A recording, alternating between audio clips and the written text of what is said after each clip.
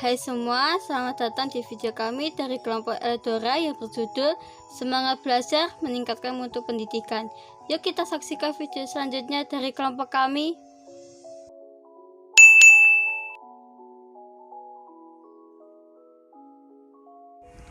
Halo, perkenalkan nama saya Priscilla Alvenita Septiarini dari kelas 8F nomor absen 26. Di sini, saya ditunjuk sebagai ketua kelompok dan bertugas mengisi teks dari mata pelajaran agama kelompok Eldora. Halo semuanya, perkenalkan namaku Akasia Soregalita, sering dipanggil Ega dari kelas 8F dan nomor absen 4. Salam kenal. Halo, saya Jovina Octaviana dari 8F nomor absen 16. Perkenalkan, nama saya Ciko. Saya di sini bertugas untuk mengisi bagian penutup dan mengisi teks dari mata pelajaran penjas di kelompok Eldora. Dan kami berempat adalah kelompok Eldora dari kelas 8F SMP Regina Pacis, Surakarta.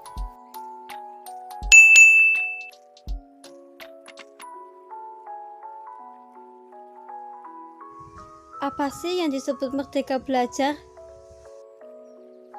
Merdeka Belajar adalah slogan sekolah cikal yang dipinjam sebagai program kebijakan baru Kementerian Pendidikan dan Kebudayaan Republik Indonesia Kemendikbud RI, dicanangkan oleh Menteri Pendidikan dan Kebudayaan RI Kabinet Indonesia Maju. Merdeka Belajar ini artinya unit pendidikan, yaitu sekolah, guru-guru, dan muridnya punya kebebasan dalam berinovasi dan bertindak dalam proses belajar. Esensi kemerdekaan berpikir menurut Nadiem harus didahului oleh para guru sebelum mereka mengajarkan pada siswa-siswi.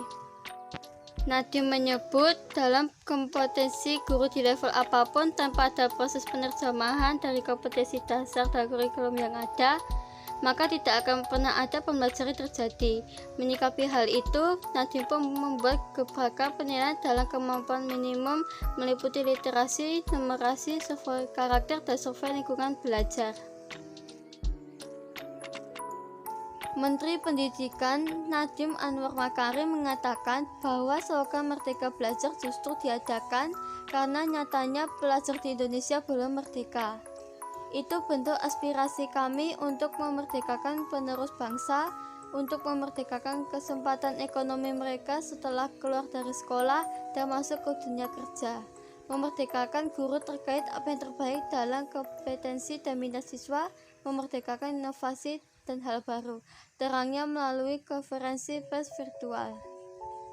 Menurutnya masih banyak tantangan yang dihadapi untuk memerdekakan pendidikan di Indonesia, apalagi di masa pandemi ini.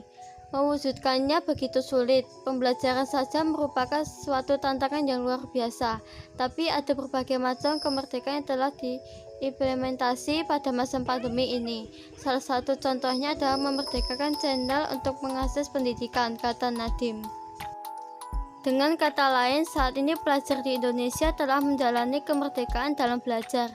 Sebagai bukti, sudah banyaknya tugas-tugas yang diberikan oleh sekolah yang mewajibkan siswanya mencari berbagai sumber jawaban yang berada di media online atau Google maupun referensi lainnya. Menteri Pendidikan dan Kebudayaan Nadiem Makarim mengajak guru untuk membawa perubahan bagi sistem pembelajaran di Indonesia. Salah satunya dengan mengajak siswa berdiskusi ketika belajar untuk membuat siswa lebih aktif, berani menyampaikan argumentasi, dan dapat memecahkan masalah dengan berdiskusi.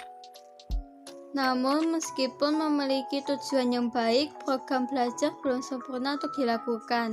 Ada beberapa tantangan tersendiri yang harus dihadapi, yaitu pertama, keluar dari zona nyaman sistem pembelajaran. Kedua, tidak memiliki pengalaman program Merdeka Belajar. Ketiga, keterbatasan referensi. Keempat, keterampilan mengajar. Kelima, minim fasilitas dan kualitas guru. Dan keenam, masih terdapatnya siswa yang belum memiliki fasilitas memadai seperti internet dan lain-lain. Yang dihadapi dalam keberagaman masyarakat dalam pendidikan bermutu seperti sejauh ini. Keberagaman masyarakat seperti suku, agama, dan budaya juga berpengaruh bagi kita para pelajar. Karena kita dapat lebih mengetahui apa itu suku, budaya, dan agama dari teman-teman kita yang sedang berkomunikasi dengan kita di internet dan di media sosial lainnya di masa pandemi saat ini.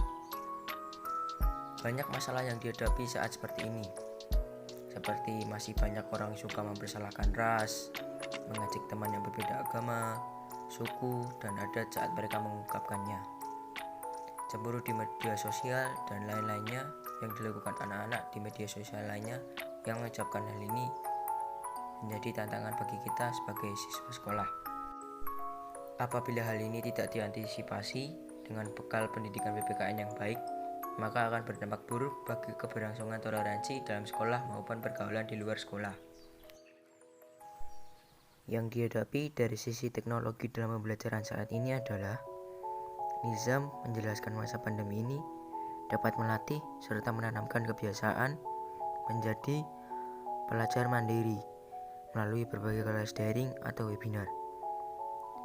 Selain itu, siswa juga dapat bekerja sama satu dengan yang lain untuk menyelesaikan permasalahan dalam pembelajaran serta menghadapi permasalahan nyata yang ada.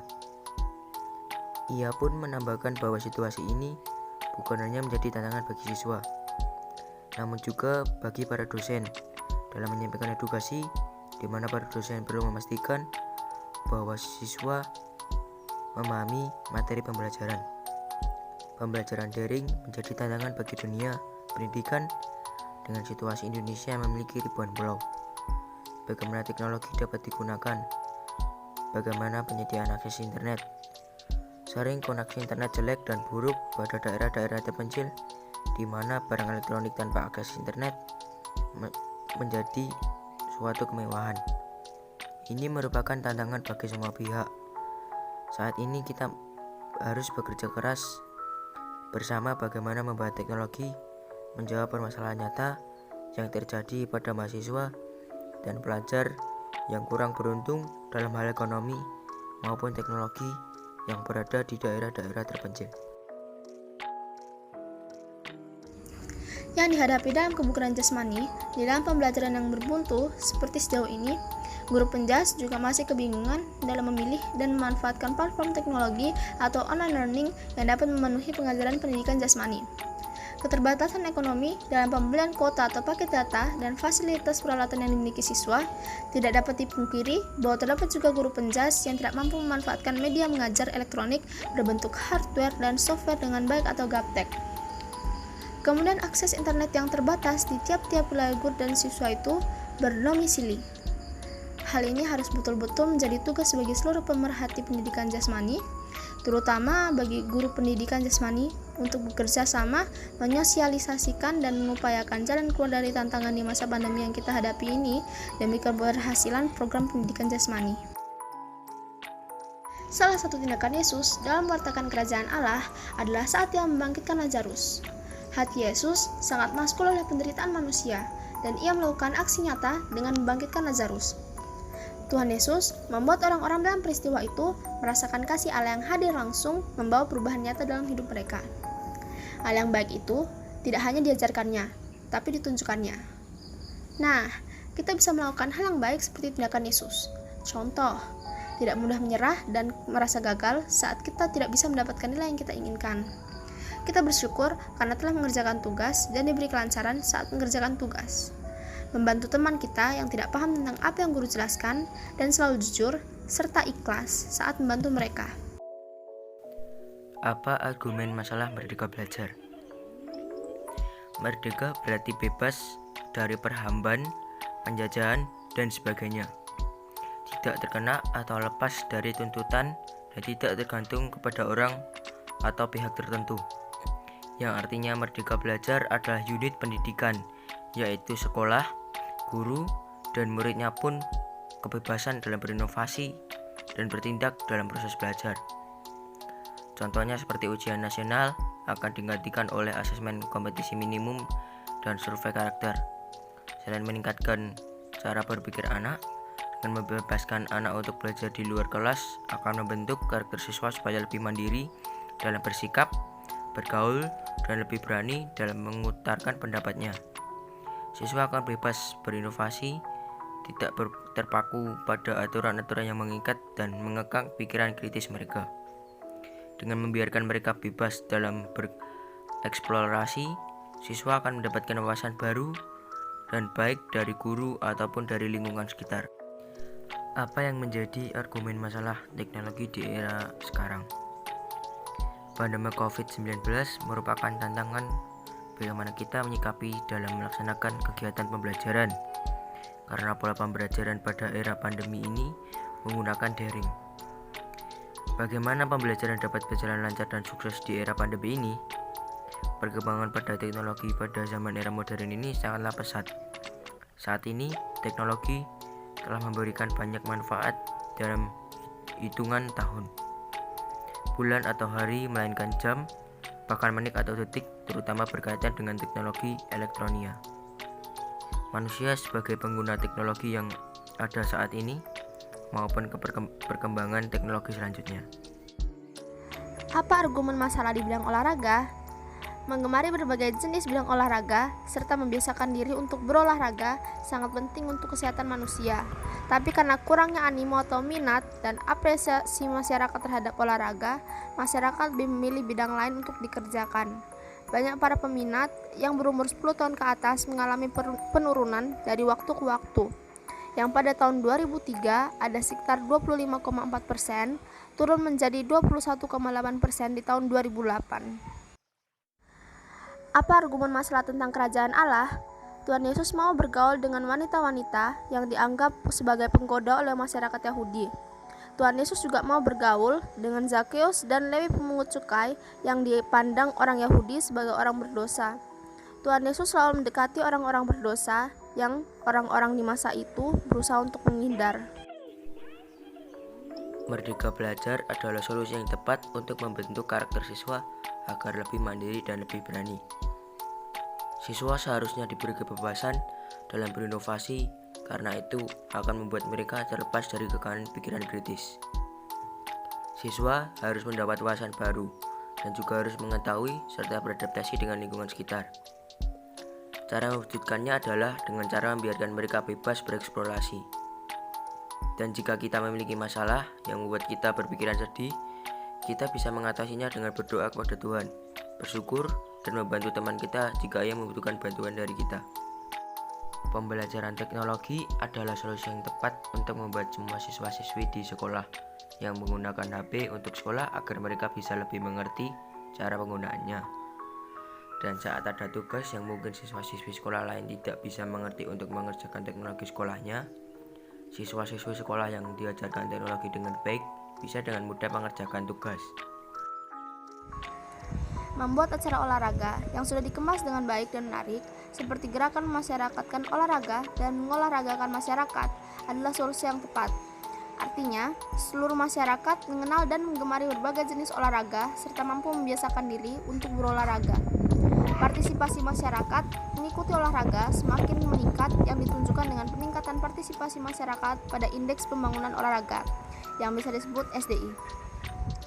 Peran olahraga dalam mendukung terciptanya sumber daya manusia yang memiliki kualitas fisik yang sudah tidak diragukan lagi.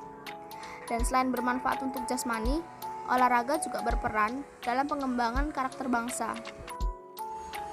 Mendekati orang-orang berdosa untuk membawa mereka kembali ke jalan yang benar adalah solusi yang tepat bagi kita yang seorang umat Tuhan Yesus. Karena di masa sekarang, kita tidak bisa berbuat lebih selain bantu orang-orang untuk menuntun mereka kembali ke jalan yang benar.